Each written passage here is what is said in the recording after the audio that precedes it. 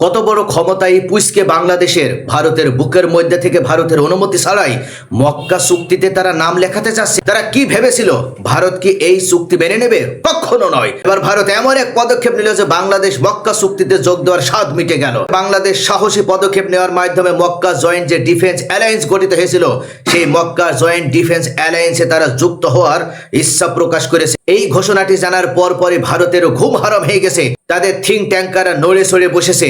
ইতিমধ্যে রণধীর জয়সওয়াল এই পররাষ্ট্র মন্ত্রণালয়ের মুখপাত্র তিনি হুমকি প্রদান করে জানিয়ে দিয়েছে এই মক্কা জয়েন্ট ডিফেন্স অ্যালায়েন্সে যুক্ত হওয়ার কারণে বাংলাদেশের বিরুদ্ধে ভারত কি শক্তিশালী এবং ভয়ঙ্কর পদক্ষেপ গ্রহণ করছে। আজকের ভিডিওতে আমরা এই বিষয়টি নিয়ে বিস্তারিতভাবে আলোচনা করব।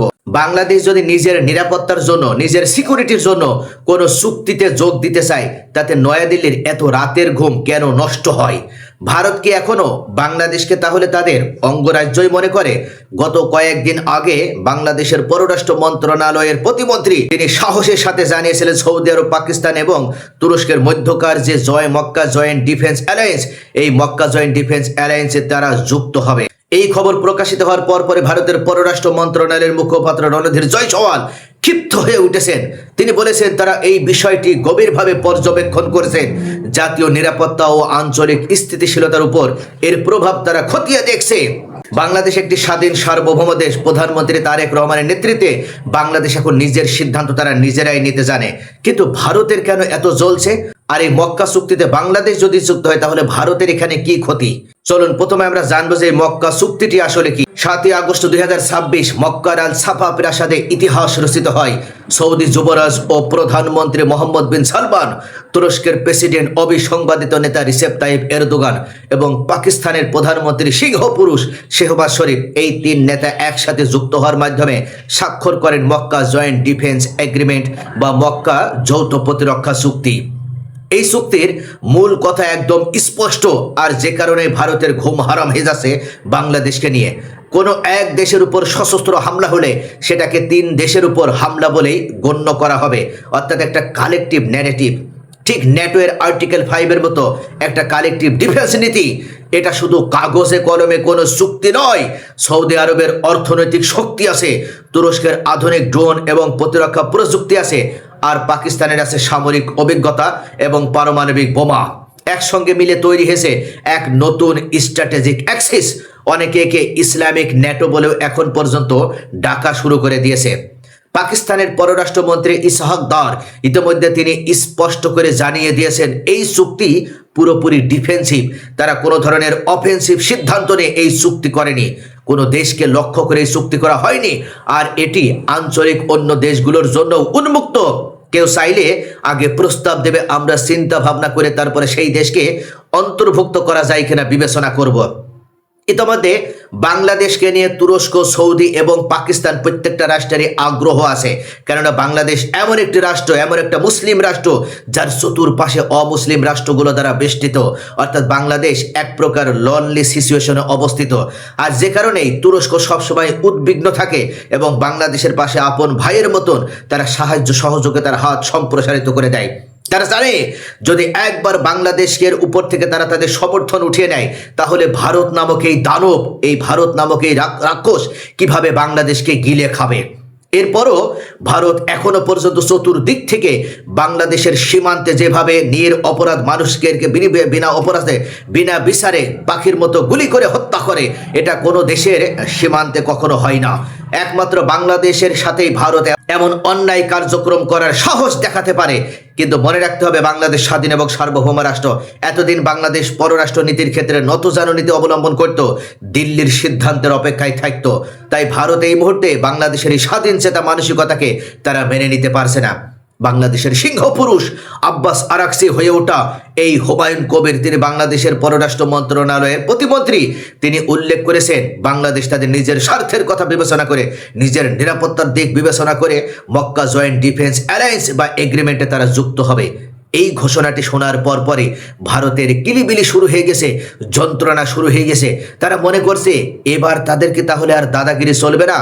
তারা বাংলাদেশের উপরে দীর্ঘদিন যেভাবে দাদাগিরির খড়গ দেখিয়েছে, এবার কোনোভাবে তাহলে বাংলাদেশকে তারা আর কোনো ধরনের হাতের মুঠোয় রাখতে সক্ষম হবে না।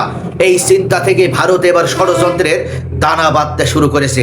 একের পর এক তারা গভীর ষড়যন্ত্র শুরু করেছে বাংলাদেশকে নিয়ে, যেন বাংলাদেশ স্বাধীনভাবে সত্যিকারের শক্তিশালী সিংহ পুরুষের ন্যায় ভূমিকা পালন করার মাধ্যমে ইরানের মতন করে তারা ভারতের বিরুদ্ধে যেন অন্যতম এক শক্তিশালী পদক্ষেপ গ্রহণ করতে না পারে, এটা নিশ্চিত করার জন্য তারা অবশেষে একের পর এক বিবৃতি দেওয়া শুরু করেছে যেন বাংলাদেশ মক্কা জয়েন্ট ডিফেন্স এগ্রিমেন্টে যুক্ত না হয়। কিন্তু রণধীর জয়সওয়ালের এই হুঙ্কারের পরও বাংলাদেশ কি ভয় পেয়েছে?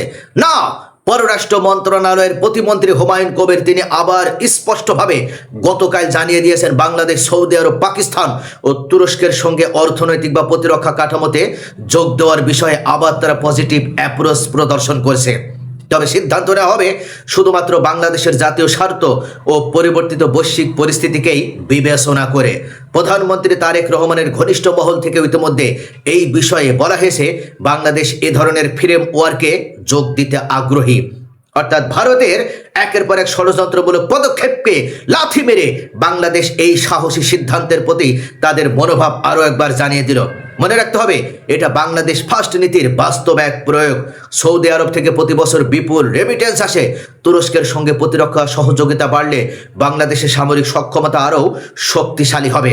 আর পাকিস্তানের সঙ্গে ঐতিহাসিক সম্পর্ক নতুন করে জোরদার হওয়ার সুযোগ তৈরি হবে এই মক্কা জয়েন্ট ডিফেন্স এগ্রিমেন্টের মাধ্যমে।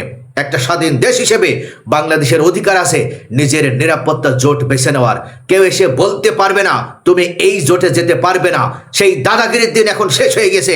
বাংলাদেশ আর কারোর অধীনস্থ কোনো অঙ্গরাজ্য নয়। মনে রাখতে হবে ভারত যতই প্রতিক্রিয়া দেখাক, যতই দাদাগিরি দেখানোর চেষ্টা করুক, যতই নয়াদিল্লি অসহ্য যন্ত্রণায় ছটফট করুক না কেন, বাংলাদেশ তাদের আর পরোয়া করে না। ভারতের পররাষ্ট্র মন্ত্রণালয়ের মুখপাত্র রণধীর জয়সওয়াল আবার উল্লেখ করেছেন আমরা পশ্চিম এশিয়ায় ঘটে চলা ঘটনা বলে নিবিড়ভাবে নজরে রাখছি। এই চুক্তির জাতীয় নিরাপত্তা ও আঞ্চলিক শান্তি স্থিতিশীলতার উপরে কি প্রভাব পড়তে পারে তা অত্যন্ত গুরুত্ব সহকারে খতিয়ে দেখা হচ্ছে। এভাবেই মূলত ভারত একটা সাইলেন্ট ওয়ার্নিং প্রদান করেছে বাংলাদেশকে। ভারত তার জাতীয় স্বার্থ সুরক্ষায় সম্পূর্ণ প্রতিশ্রুতিবদ্ধ এবং প্রয়োজনীয় সব পদক্ষেপ নেবে। এই জায়গায় একটা গুরুত্বপূর্ণ প্রশ্ন তৈরি হচ্ছে, ভারত কেন বাংলাদেশের এই মক্কা জয়েন্ট ডিফেন্স এগ্রিমেন্টে যুক্ত হওয়ার বিষয়ে তাদের নিজের জাতীয় নিরাপত্তা এবং স্বার্থের ক্ষেত্রে ক্ষুণ্ণ হচ্ছে বলে মনে করছে? এটা এক প্রকার ভারতের চুলকানি ছাড়া কিছু নয়। বাংলাদেশ কখনো ভারতের জন্য হুমকি নয়, বলতো বাংলাদেশের জন্যই হুমকি হচ্ছে এই ভারত।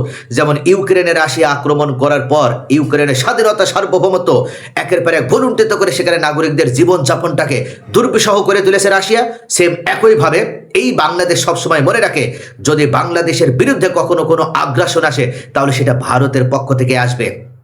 তাই বাংলাদেশ নিজের সিকিউরিটি, নিজের নিরাপত্তা জোরদার করার জন্য অবশ্যই তারা ছোট রাষ্ট্র হিসেবে তাদের বন্ধুপ্রতিম রাষ্ট্রগুলোর সাথে যুক্ত হওয়ার অধিকার রাখে। এখানে ভারতের সমস্যা কোথায়? এটা এক প্রকার থিঙ্ক ট্যাঙ্কার যারা রয়েছে, রাজনৈতিক বিশ্লেষক যারা রয়েছে, তারা উল্লেখ করেছে ভারত সম্পূর্ণভাবে চুলকানি করে নিজের শরীর নিজেই খাইয়ে পরিণত করছে। অর্থাৎ বাংলাদেশ তাদের কোনো সমস্যা নয়, তারা নিজেরাই নিজেদের বড় সমস্যা।